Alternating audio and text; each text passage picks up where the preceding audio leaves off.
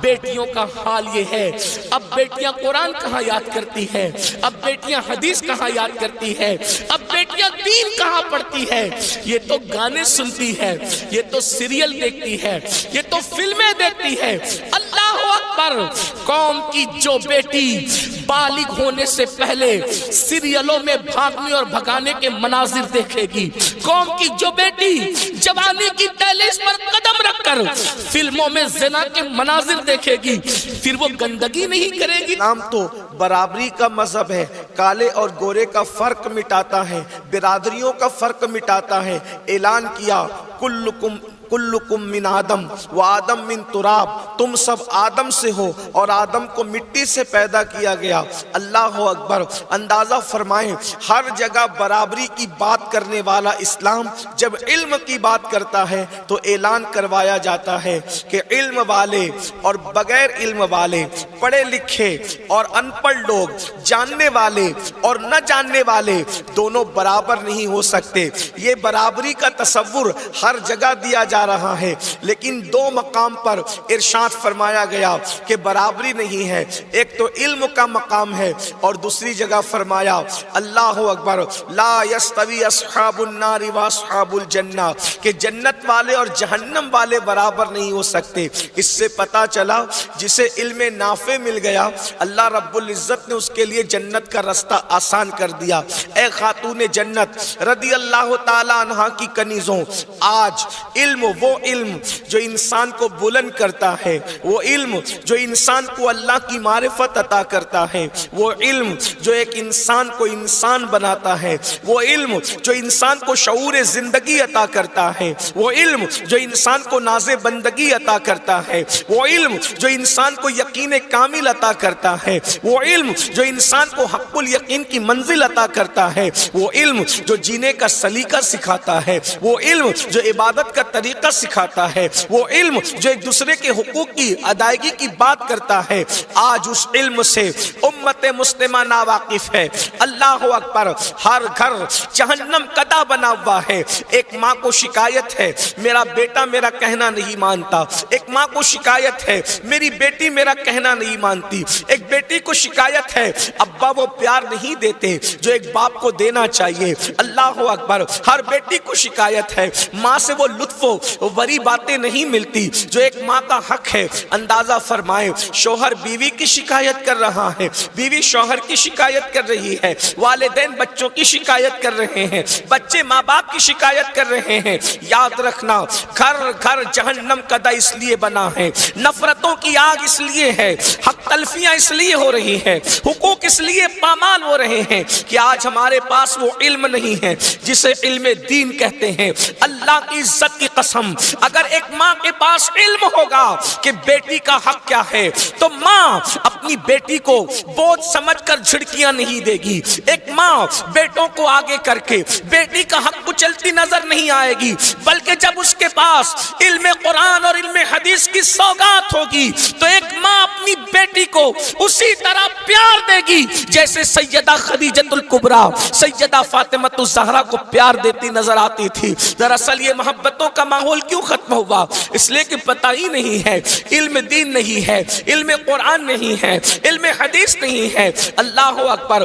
آج اگر بیٹیوں کو بوجھ سمجھا جا رہا ہے علم نہ ہونے کی وجہ سے، شوہر بیوی کا حق ادا نہیں کر رہا ہے علم نہ ہونے کی وجہ سے، بیوی شوہر کے حقوق کی ادائیگی نہیں کر پا رہی ہے علم نہ ہونے کی وجہ سے، بلکہ یہ بھی کہہ دوں اگر آج کل کی بچیاں اپنی آبرو کا تحفظ نہیں کر پا رہی ہے کہیں نہ کہیں علم کی کمی کی وجہ سے، آج ضرورت اس بات کی ہے ہمیں علم حاصل کرنا ہوگا، اور ہم تو دنیاوی علم حاصل کر ہی رہے ہیں اور وہ کرنا بھی چاہیے، ہمیں اس کا انکار بھی نہیں ہے۔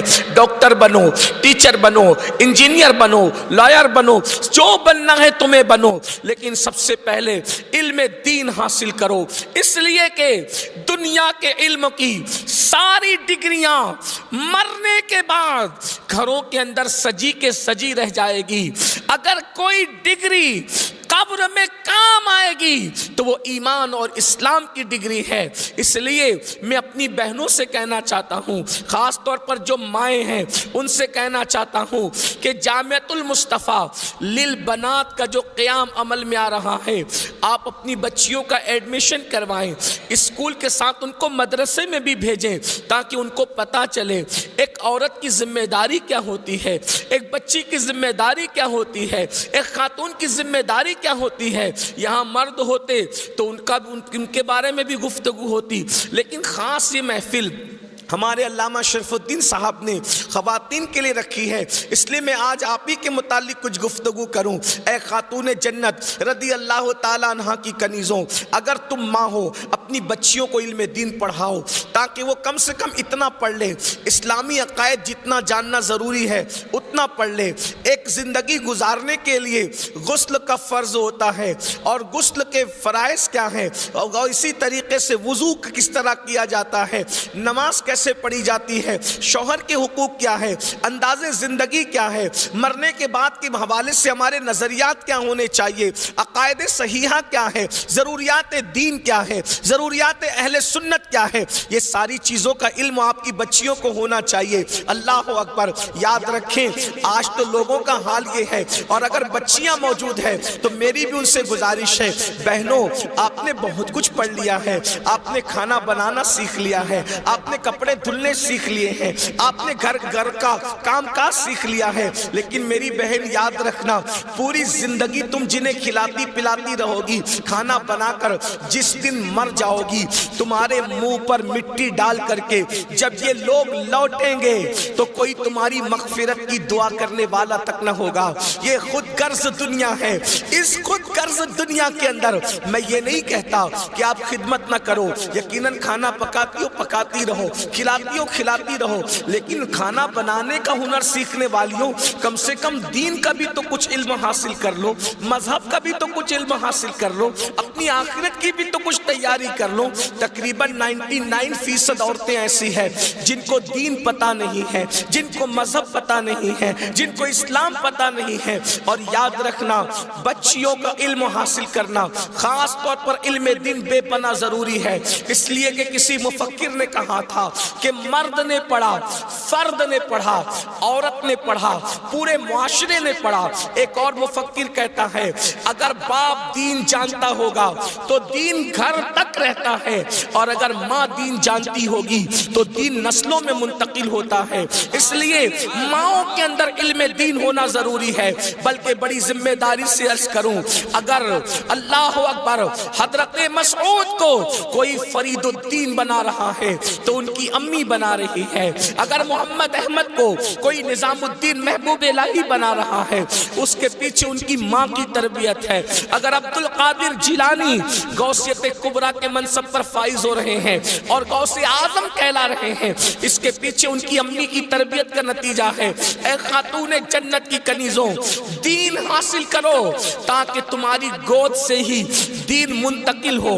ایک ماں اپنے بچے کو صرف دودھ نہیں پلاتی بلکہ دودھ کے ساتھ ساتھ اپنے سینے کے جذبات بھی پلاتی ہے، اپنے احساسات بھی پلاتی ہے، اپنی غیرت بھی پلاتی ہے۔ اسی لیے تو ہمارے بزرگوں نے ڈبوں کے دودھ کو یکسر مشترک کیا ہے۔ اگر عذر شرعی نہ ہو تو مائیں اپنے بچوں کو جانور اور ڈبوں کا دودھ پلانے سے پرہیز کرے، اپنے سینے کا دودھ پلائے، اس لیے کہ ڈبوں کے دودھ سے پیٹ تو بھر سکتا ہے لیکن عشق رسول کے احساسات کیسے پیدا ہو سکتے ہیں، جذبات کیسے پیدا ہو سکتے ہیں، غیرت و حمیت کیسے پیدا ہو سکتی ہے۔ اے خاتون جنت رضی اللہ تعالیٰ عنہ کی کنیزوں، آئیے میں آپ کو بتاؤں کتنا خوبصورت زمانہ گزرا ہے۔ ایک دور تھا مالدار لوگ بھی ہوتے تھے تو اپنی بچیوں کو پڑھاتے تھے، علماء بھی ہوتے تھے تو اپنی بچیوں کو پڑھاتے تھے، اور عوام بھی ہوتے تھے تو اپنی بچیوں کو پڑھاتے تھے۔ ہمارے یہاں بچیاں جب تک پڑھی لکھی تھی، ایک بات بڑی چپتی ویز کروں معاف کرنا، آج ہر آئے دن سننے میں آتا ہے اخبارات میں آتا ہے، سوشل میڈیا پر آتا ہے، فلاں کی بیٹی بھاگ گئی، فلاں کی بیٹی نے یہ کیا، فلاں کی بیٹی نے یہ کیا۔ آج سے 200 سال پہلے مسلمان کی بیٹی کیوں نہیں بھاگتی تھی؟ ہے کوئی تاریخی ریکارڈ؟ کوئی بتا سکتا ہے کہ مسلمان کی بیٹیاں بھاگ رہی تھی؟ کبھی وہ کوئی غلط کام کر رہی تھی؟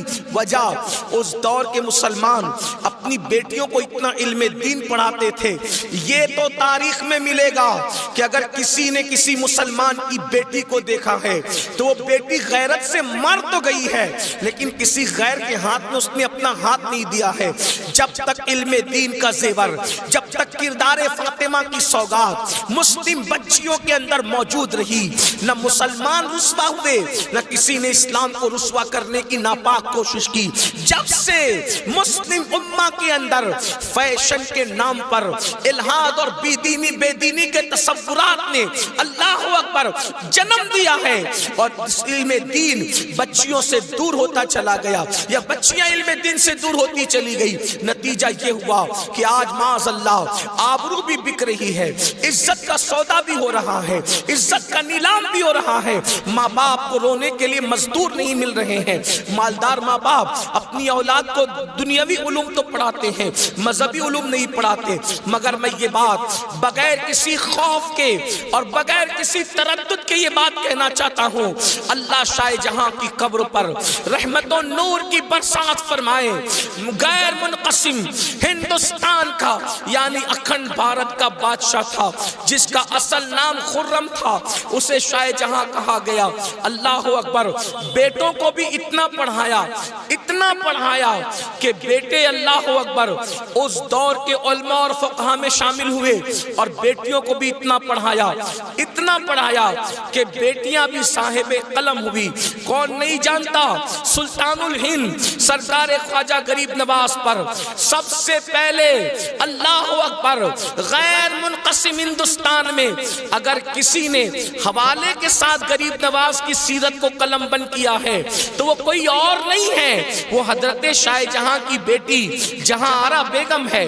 اللہ اکبر، مونس الارواح کے نام سے اللہ اس نے کتاب لکھی اور اس کے بعد پھر جتنے لوگوں نے غریب نواز پر کتابیں لکھی ہے، بڑے سے بڑا عالم ہو جس نے بھی غریب نواز پہ کتاب لکھی اس نے جہاں آرا بیگم کا حوالہ ضرور دیا۔